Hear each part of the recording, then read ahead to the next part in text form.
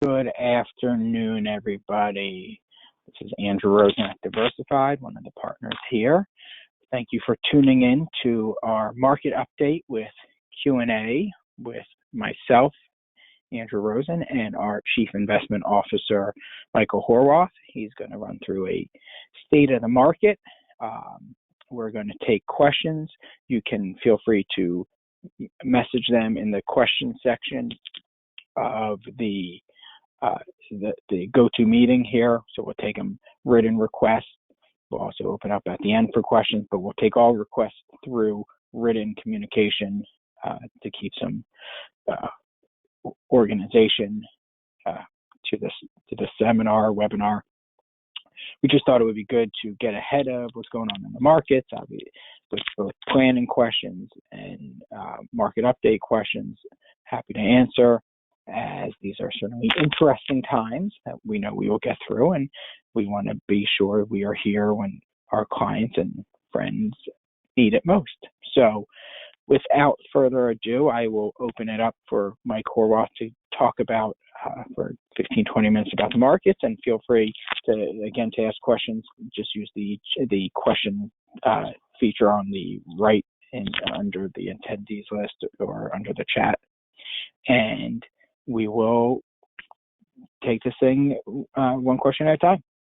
All right, Mike, so teach us what's going on. Interesting times, right? I'll do my best. Thank you, everybody, for hopping on. It's certainly been an interesting time. And I think it's unprecedented for all of us. So it's been quite eventful. But as Andrew said, we want to make sure we're communicating with you as much as possible. We live in this space, we live in this world, to an extent, and we want to communicate what we're seeing, what we're hearing, and that's a big impetus behind our Monday investment commentary, where we recap the week before. So today, I just really have about 20 or so minutes of prepared comments around what we're seeing. You can see my agenda here. We also want to make sure we're offering an open forum through the question function. If you have questions on either the investment side or the planning side. So if you have questions kind of on either side, that's why myself and Andrew are here to answer any questions you may have. So from an agenda standpoint, I just really want to run through where markets are from a performance standpoint year to date. Recap, what we saw last year, which was a completely different environment, but just kind of taking a step back, where are we today? I also want to touch on, are we at a bottom, right? This is a natural question of, where is the bottom? So I want to share with you some of the things we're looking at to at least help us get a sense for, are we at a bottom, or how close to a bottom are we? And then kind of pivot into monetary and fiscal stimulus, or monetary and fiscal policy, because a lot of what's going on, a lot of the news is about really these two areas. So what's happening from a monetary standpoint, a fiscal standpoint, what is the U.S. government doing? And a lot of it ties back into what global, or at least governments around the world are doing to help fight what's going on. And then wrap it up with just, what do we know? I think it's always good to just say, what do we know versus what don't we know? Because we can only control what we know, what we can see in front of us. And then obviously, if there's anything Q&A wise, we're happy to certainly address that for you. So jumping into asset class returns, there's a lot of green. So this is actually going back to end of the year. I used this slide last month as part of my just semi-annual webinar. A lot of green for 2019. And really when we think back, since 2009, since March 9th, 2009, it was a very long, prolonged bull market. So coming into this year, global markets were very strong. Global economies were really strong. You had, a Federal Reserve that was still very accommodative, so keeping interest rates low. And while they slowed their quantitative easing, they were still very accommodative. So you can see, in 2019, U.S. large cap at the top. So from left to right, it's value, blend, and growth, and then from top to bottom, large cap, mid cap, small cap. You can see the large blend is the S&P 500, over 31% in 2019. International at 22, and then U.S. investment grade bonds with a great year at about 8.75%. So we fast forward through Friday. What's going on? You see a lot more red. I think it's pretty obvious. We've all lived this. We've all watched the news. We've seen our investments kind of bouncing around a little bit. So U.S. large cap through Friday was down just under 21%. International about 23, and then the interesting thing, and I guess it's really not interesting, this is why we buy bonds. This is why we diversify our portfolios. U.S. bonds were at 2.67% through Friday. What's also interesting is when you look to the right of that, U.S. investment grade bonds. It's interesting because there's been this divergence within fixed income, within bonds, due to the market environment. So really what's performed well in fixed income has really just been long-term U.S. government bonds. U.S. investment grade corporate bonds, so these are high quality, stable, mature U.S. corporations. We've seen their debt really take a hit, which is pretty abnormal. But given the market environment, I guess we should probably not see it as that abnormal. There's been concerns around, the ability to pay back debt given, the current economic climate. So that's where we've seen a little bit of volatility within fixed income, but by and large, bonds have, without question, done their job of providing a buffer to our equity portfolios. If we kind of take a step back and go back up to the top chart, you can see large cap and really large cap growth has outperformed small cap and small cap value specifically. So if you go from the top right to the bottom left, you can see the divergence between, U.S. large cap growth, which tends to be more technology heavy, healthcare heavy, versus small cap value, which tends to be more energy specific or more kind of regional bank, as you can expect with energy and oil prices dropping and with interest rates at the floor, U.S. small cap value has struggled. But this is why we diversify. That bottom right-hand corner is why we have bonds in our portfolio. Once again, not to outperform stocks, but to help buffer returns during some volatile times. So I want to take a step back and give perspective because, it's been a volatile month. There's really no hiding that. It's been a wild ride. So if we take a step back and remember March 9th, 2009, the market hit the bottom from the Great Recession. Really, it was almost 11 years, the S&P 500 was up 400% over a nearly 11-year period. What we saw then over the course of the last month is markets pulled back from peak to trough about 33%. Tuesday through Friday of last week, we saw a quick rebound as well, where all of a sudden markets over the course of a 4-day period, and really it was a 3-day period because Friday was negative, markets snapped back 13%.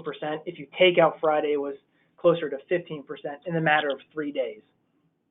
Mike, what was the main driver of that last week? Yeah. I know we're going to question on that because seemingly not much has changed in the global pandemic that's causing this. Yeah, and that's a good question. And we have a little, note later, and it's these markets are forward-looking. So when you think about it, a lot of this has already been priced in. A lot of these markets have already priced in that they know unemployment's going up. They know corporate earnings are going down. They know the first half of this year it's likely going to be, I shouldn't even say likely, it's going to be technically a recession, right? 2 consecutive quarters of negative GDP. But now markets are seeing monetary policy, so monetary stimulus where the Fed is stepping in. They're also seeing a $2 trillion fiscal stimulus from the U.S. government to help buffer this, to help corporations, to help individuals kind of navigate their way, really until the second half of the year when we really anticipate this rebound to really pick up. So it's a good question. A lot of the negative stuff has been priced in, and now we're seeing government step in. We're seeing people become more comfortable with where things are going, even though there's a lot, left on the table to be figured out.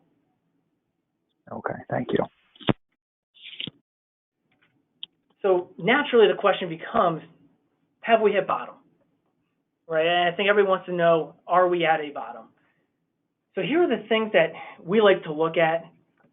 I think there's a lot of mixed signals right now. In summary, I would say we're close, but we don't think it's quite there yet because first and foremost, we don't know when this virus is going to peak. There's still a lot to be figured out there. It's probably, estimates are another month and a half away from really peaking. We really want to see the cases slow down. We want to see kind of the light at the end of the tunnel where people can get back to work and kind of get back to somewhat normal life. You also look to see from a sentiment standpoint, are investors bullish? Are they bearish? Well, the fact that investors have been very bearish is kind of it's an indication that, maybe we're close to a bottom. The challenge is we see people flocking away from stocks, which tends to say, if they're going to keep flocking from stocks, there is still potentially more of a bottom, but they're also flocking from bonds. A lot of people are going towards cash, which is something we certainly don't advise. So some mixed signals in that world. Markets are priced for a recession, which is an indication that we are close to the bottom. Markets have priced in recessions at this point, or a recession. You see a lot of numbers being thrown out there for Q1 and Q2 economic growth, which is going to be 2 consecutive negative GDP quarters. It will be. Then the estimates are that it will be one of the quickest, if not the quickest, rebound in the second half of the year, with likely the calendar year 2020 being a negative GDP year. But the fact that the Fed, from the U.S. standpoint, has been all in on providing monetary stimulus. So we'll talk about that in a minute. And we do expect the U.S. government, from a fiscal standpoint, they're going to continue to need to do more. This $2 trillion package is massive, and there's a lot in it that will help, but they will need to continue to be on top of this because of the extent of damage from an economic standpoint that this is causing. To really summarize, though, signs show that we're close to the bottom. Markets pulling back, put a little bit of fuzziness in there, but we're close. There may be some more downside because there's still going to be news coming out as we let economic numbers come out, as we let corporate earnings come out. That's going to be important. And as we really see the graphics of, the trajectory of the confirmed cases, those are the things that need to come out. And, there is potential negative downside, obviously, to that. So from a fiscal and monetary standpoint, what does this mean? What have they done and why has it helped? So monetary policy. So monetary policy is driven by the U.S. Central Bank, the U.S. Federal Reserve. So over the last several years, really since the Great Recession, and they've been at really the forefront of what's going on. They've been controlling interest rates, and they've been controlling really the quantity of money that's being thrown into markets. They've been doing that through what's called quantitative easing, where they would go into the market and they would buy bonds. So they're trying to pump money into the economy. And they did that, and they built up I believe it was a $4.5 trillion balance sheet up through 2015. So what we've seen recently is the Fed rapidly step in. They dropped interest rates 50 basis points at one time, and then on a Sunday, they just said, we're dropping it to 0. So they have dropped interest rates to the floor, which is helpful. They have also implemented quantitative easing. So they're trying to purchase bonds, they're trying to pump money into the economy, and they're also trying to make sure that there's plenty of liquidity. They want to make sure that when people want to sell bonds, that they can sell bonds at a reasonable price. So the Fed has done their job. They have done it very rapidly. They've done it quickly. So we look at that as a good sign. We look at that as something that was necessary. And they have stated that there is no limit to what they will do. They will do whatever is needed to be done to ensure the stability of financial markets. From a fiscal standpoint, this is where the government can control taxes or spending. I don't think it's any surprise that the CARES Act, the $2 trillion package, was big for markets last week. It's big that markets can see government stepping in to assist markets, to assist companies, to assist individuals. So you can see some of the numbers. They are very large numbers, but what they're doing is trying to make sure individuals still have cash flow, that companies have access to cash flow. So that's also for distressed companies. It's also for small businesses. And then they're also making sure that unemployment insurance is still there, right? It's still sound, because last week was by far the single largest unemployment week in history. The largest previously, I believe, was 700,000 new claims. Last week was 3.3 million in a single week. So that's important. It's extremely important that they did that, and I think it was a big reason why markets last week responded pretty well. Mike. Yeah. So $2 trillion sounds like a lot of money. Where does the government come up with this money? Is it sitting on the shelf? Are they printing more money? And you say there's more to come. Like, where does it come from? Yeah, so I mean, look, the government, the nice part about low interest rates is the government can borrow from itself, which is nice. You can borrow from yourself at very low rates. The biggest concern is it's got to get paid back at some point, and putting more money into the economy should lead to inflation. That's theoretically what should happen. So, the government's saying we need to not worry about that right now. The good thing is U.S. economy is so massive, and we are the leading economy in the world, that they have seemingly put debt on the table. However, in the short run, inflation will not pick up.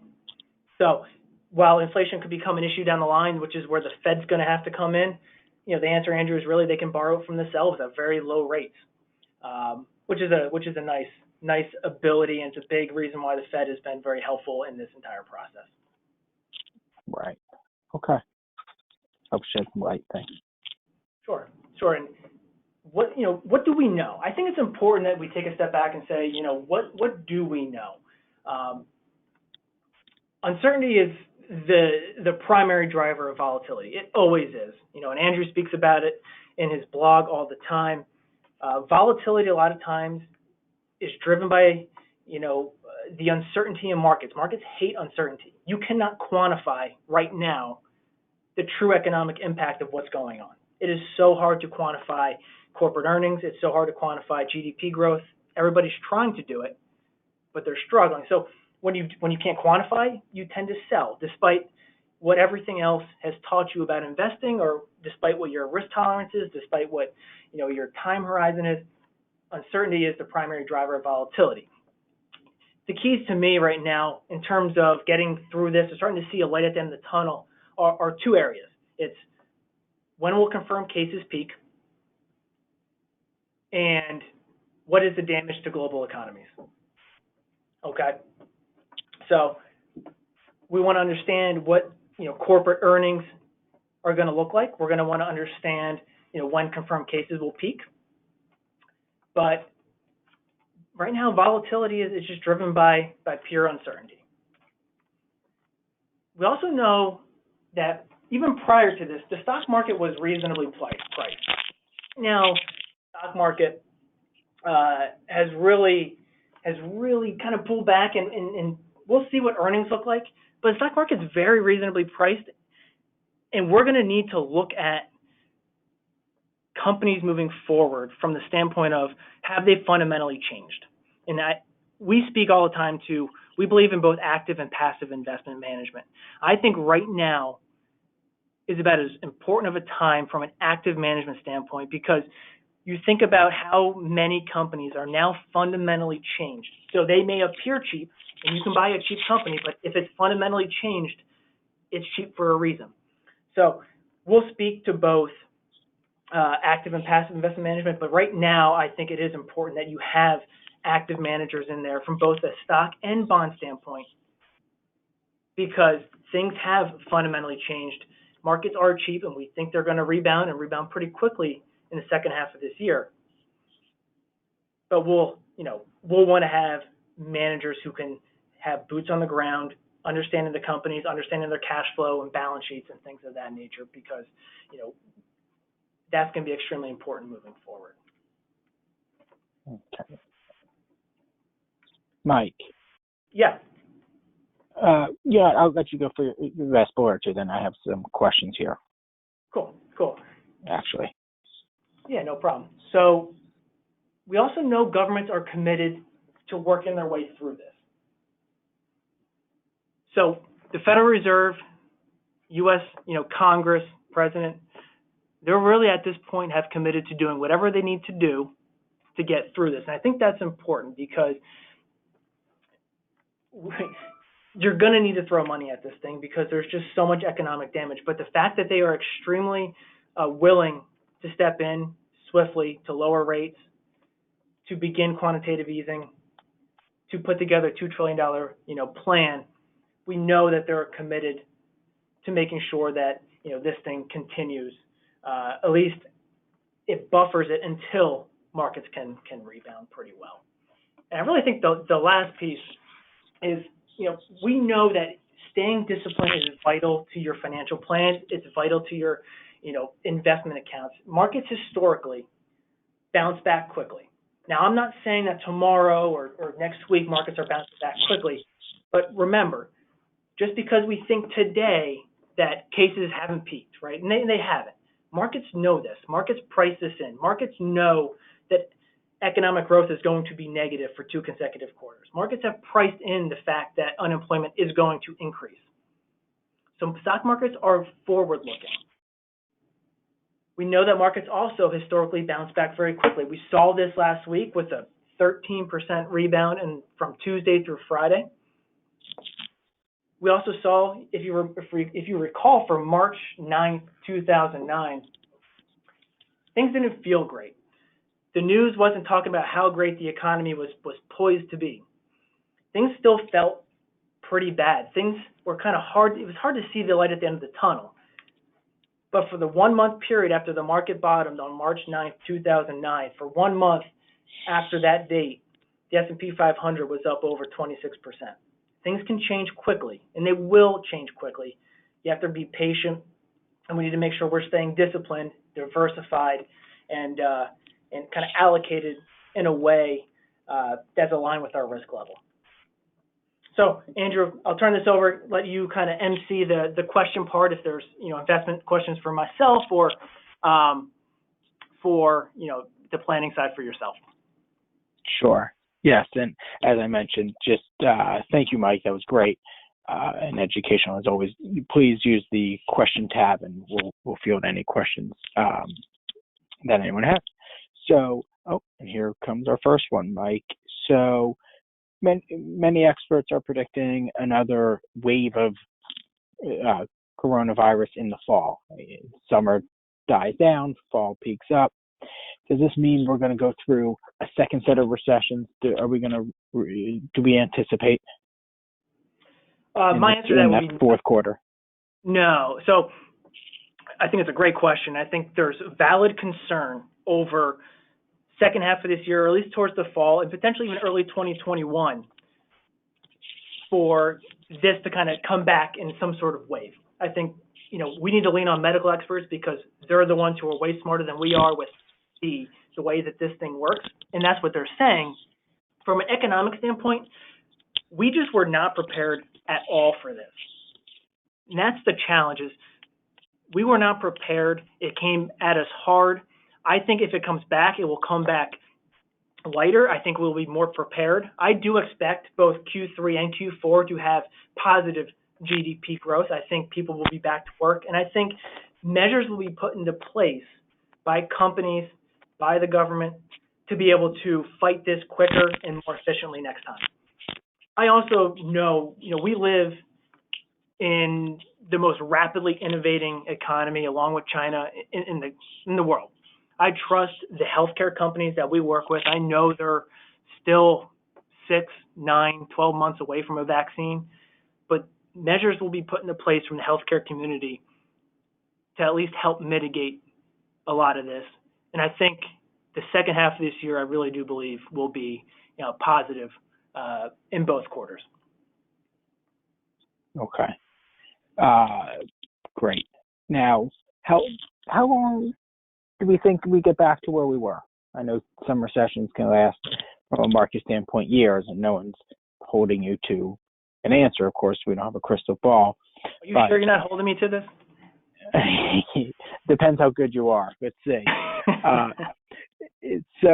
So yeah, I know people. I've gotten a question. I see a question here, which is, we know we've hit a bottom or close to a bottom or hit a recession.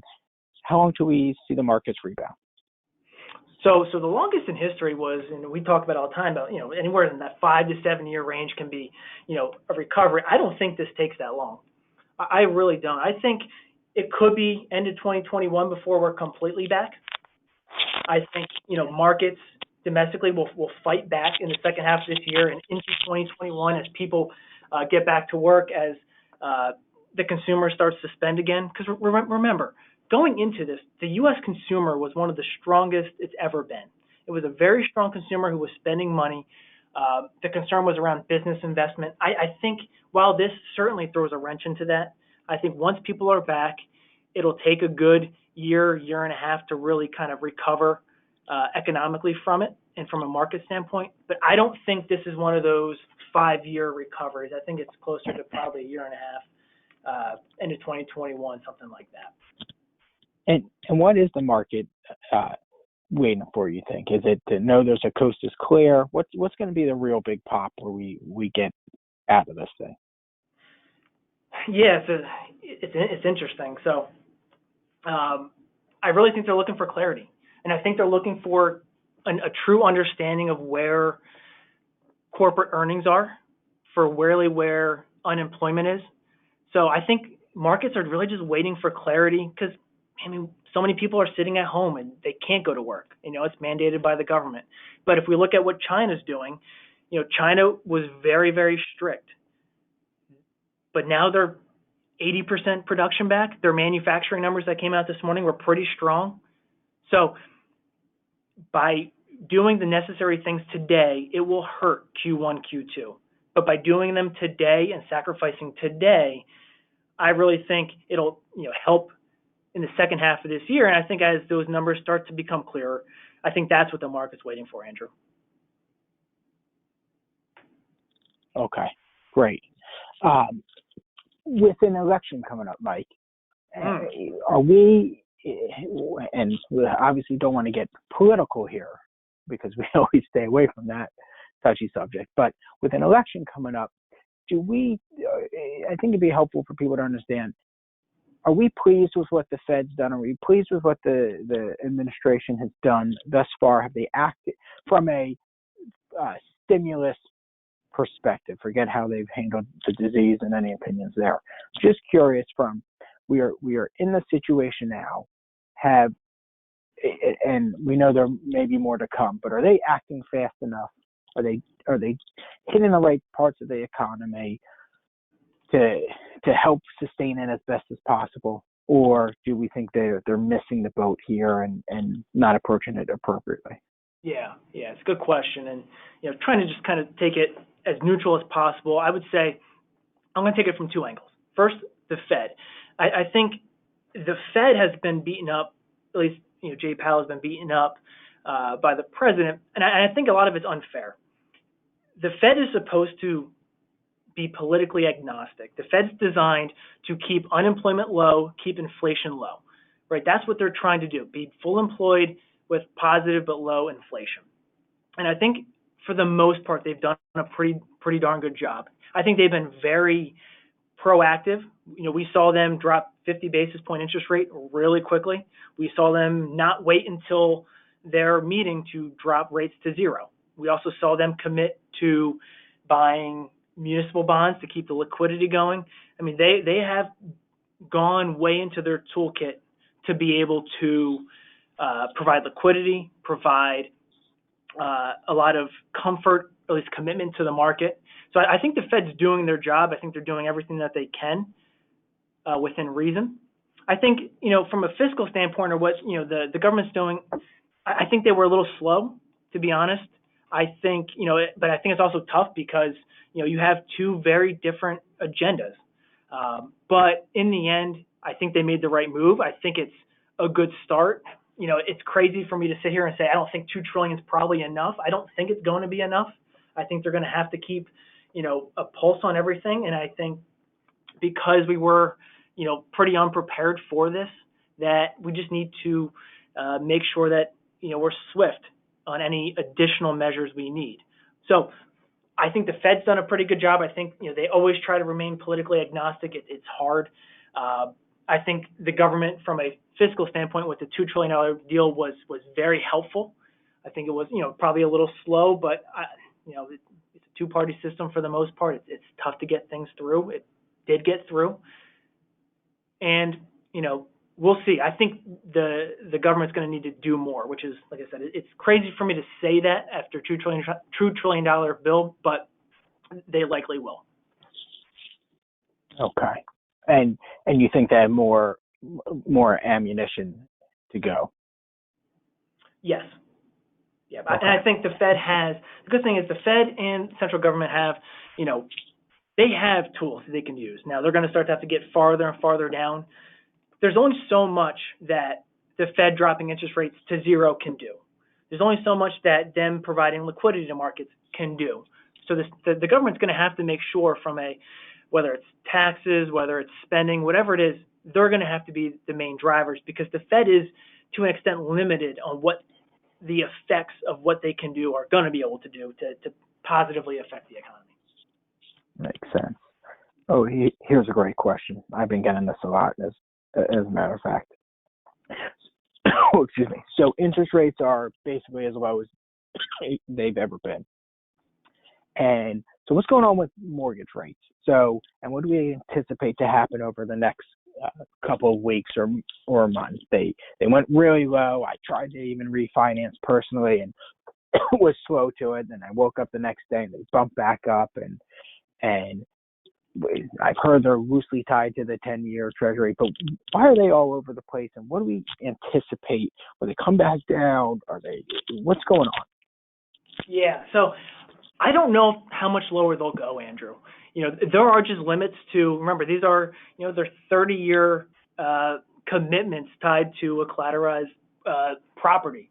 So they're tied to the 10-year, and the fact that the 10-years come down, but there's always that discrepancy between 10-year Treasury bonds to a 30-year mortgage-backed security, or 30-year collateralized loan for a mortgage.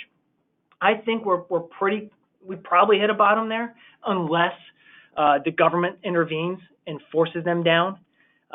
It's still a great time to buy, and from a rate standpoint. But yeah, to answer your question, I don't think there's much more room on the downside that it can go without government intervention. So they are tied to interest rates, but interest rates, what's going on with them right now is so abnormal that they can't go down as far as U.S. Fed funds rate can go down, or yields on a 10-year Treasury can go down. Right, and I know, talking to a bunch of my mortgage contacts, they're kind of all over the place, but the sentiment that I've heard as well, to add on to that, Mike, is that the market's been flooded, and there's only so much 3% 30-year, 2.8% 30-year mortgages that these companies even want to hold on their books. I mean, that they're stuck with that for 30 years, even when rates go up over that time period. Yeah, the demand for refis is extremely high. It's just which banks are willing to take it onto their balance sheet, at extremely low rates. Yeah, and then they can't even get rid of it, and so it's not.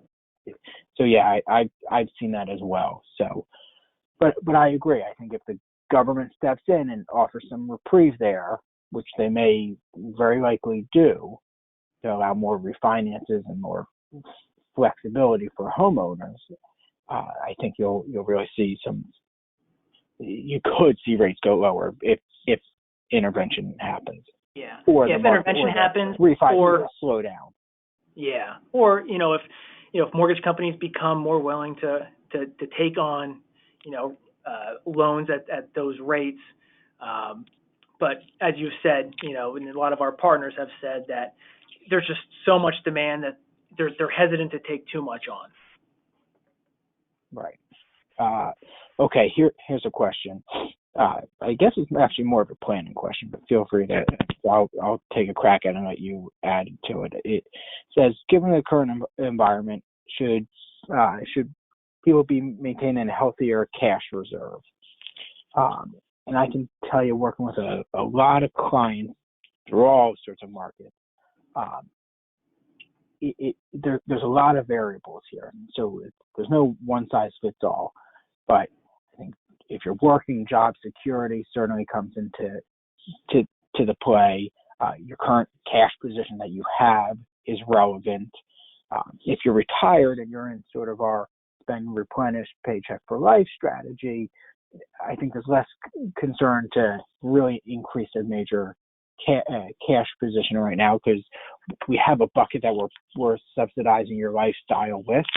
And let's be honest, these days, most people's lifestyle for the next month or two are not quite, they're not spending at the level they once were. So certainly if there's some job security and a lot of expenses coming in, it may be a good time to beef up cash reserves, but there's a lot of factors that come into play here.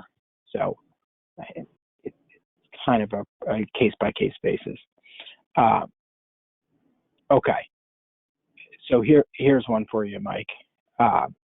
You had mentioned that the key is picking the right stocks or sectors for recovery. What are we doing? What's Diversify doing? What are our managers doing? Our partners, our fund partners, our SCI partners, whomever. What are we actually doing to position ourselves for picking the right sectors and stocks? Yeah. So it's a great question. I think first and foremost, we will always be diversified, always. But we're going to make tilts, or we're going to recommend, adjustments or shifts, and we're going to talk to our managers who are making shifts in their portfolios. Right now, there's a lot of preference towards the growth sectors, right? Their preference towards more of the technology or the healthcare sectors, and that's where a lot of the shifts are happening. I think the opportunities or major upside could potentially be in rebounds in energy or in financials or even travel industry, even though it's a small industry. The challenge is you're going to have to wait. That's going to be a volatile, choppy area. So preference to us, we're overweighting U.S. large cap. We just prefer U.S. We prefer big names right now. More stability, more quality, better balance sheets. That's just a preference. We're also really looking at fixed income. I think investors need to really revisit their bond portfolios. This is something we do, for our clients, is making sure we're understanding what the upside is. The 10-year Treasury bond is at 0.7% yield. That's a 10-year government bond that pays you 0.7% per year. If there is any inflation, you are losing money. So you need to diversify away from that. You need to look at corporate bonds. You need to look at mortgage-backed securities. You need to look at different collateralized, or securitized instruments to try to diversify and drive income yield in your portfolios. So, our major themes though are overweighting, U.S. large cap, specifically growth. I tend to prefer tech and healthcare right now, but there is upside, especially within some of those beaten down areas. You just have to be able to wait it out.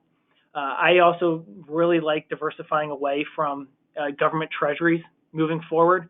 I think you want to have some to help protect, from a downside in equity markets, but you need to diversify to other areas because the expectations within U.S. treasuries is not good.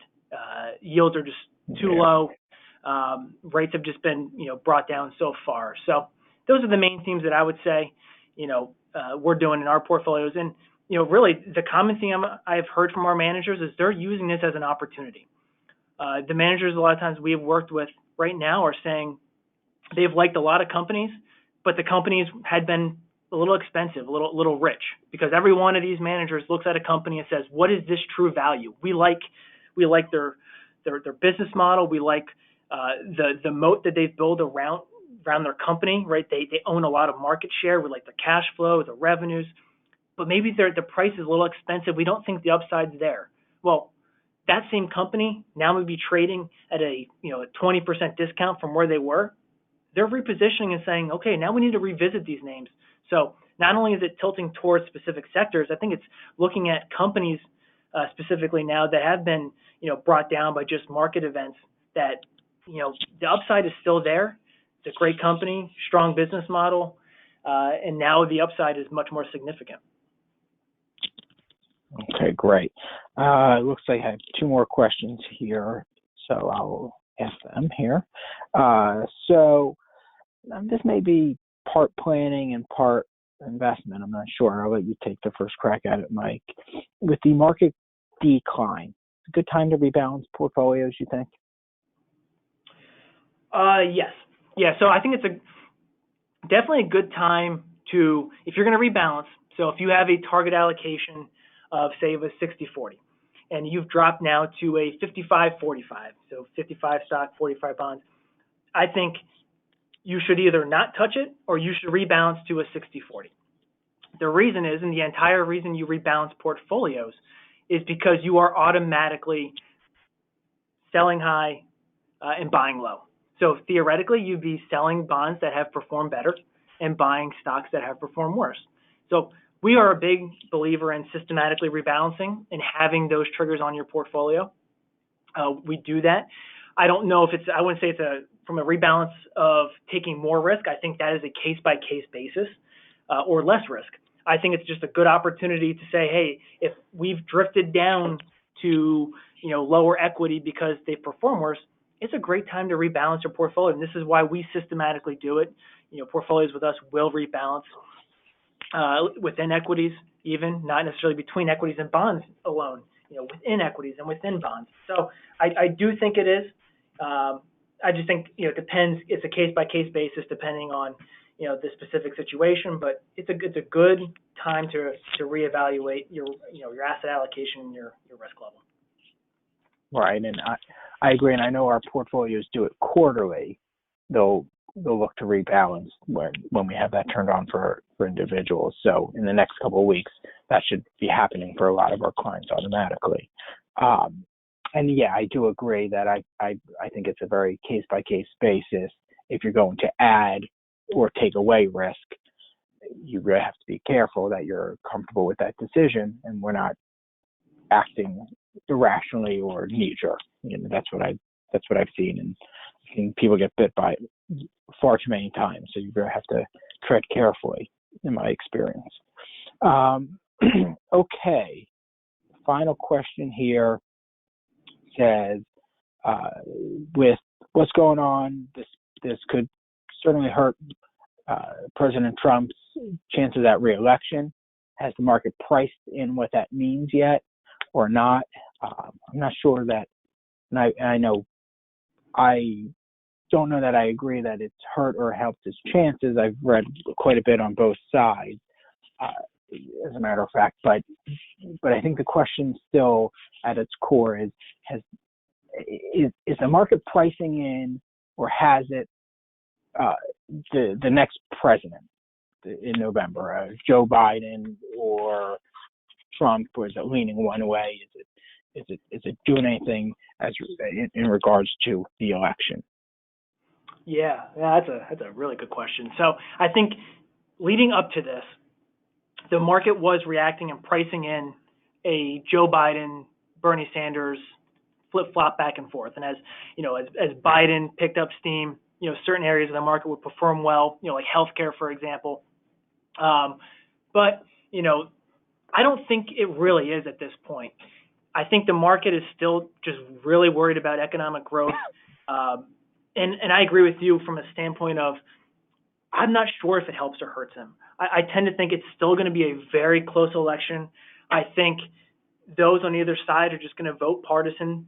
And I don't think the government's done a terrible job working their way through this. I think, there's always going to be nitpicky things both ways. And I think a lot of this has kind of taken a back seat, especially because a lot of the Democratic debates and, the progress there have kind of gone away until this thing has run its course. So I tend to think it'll still be a close election. I think once we're through this, I think the second half of the year, I think a lot of the effects on market will be expectations around the election, and it'll be interesting. I do think it'll still be close. I think, we'll see. Certain areas of the market will perform better with Biden versus Sanders as the running mate, and as those chances increase or decrease for them potentially getting the nod for the nomination, and then obviously for the general election. So, but I've read stuff too, Andrew, on both ends of this as to, chances and what's being priced in. I think just a lot of this has taken a back seat, and markets are so focused right now on the next, 3-4 months of what happens from an economic growth standpoint. Great. So thank you, Mike. As always, I think very insightful. I want to remind our clients that we are going to keep putting out weekly commentary during these times, just to keep you informed, as we know they are interesting to say the least. We are here as a planning team and as a company to support every one of you and your friends and colleagues and whoever needs help. That's what we live to do, and we know this is a time where people really are appreciating and needing some guidance, and that's what we're here for. So we appreciate and are thankful for every one of you.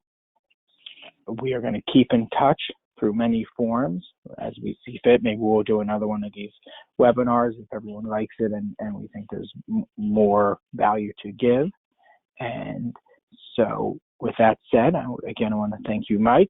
Thank everyone who participated and listened today. We will also be sharing this webinar through email and through our website. So, of course, feel free to share with others.